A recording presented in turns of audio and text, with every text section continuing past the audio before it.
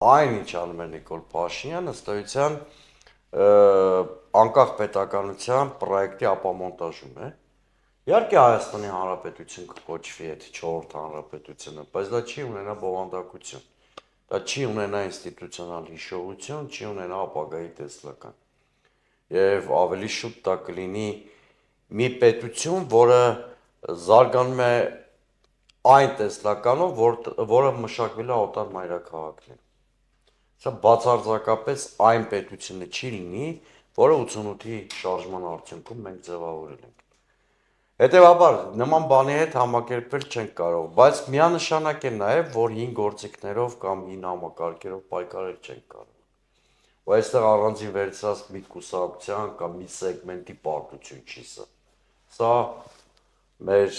30-ամյա ընթացքի պարտությունն է, դեռ տեսեք, հասարակություն իսկապես դժգոհ է, հասարակության մեջ ինչ-որ բաներ էփում է, բայց դա չի կապիտալիզացվում որպես քաղաքական փոփոխության Ի՞նչն է պատճառը։ Բանջը, գիտեք, Նիկոլ Փաշինյանը միշտ Միքայել առաջ է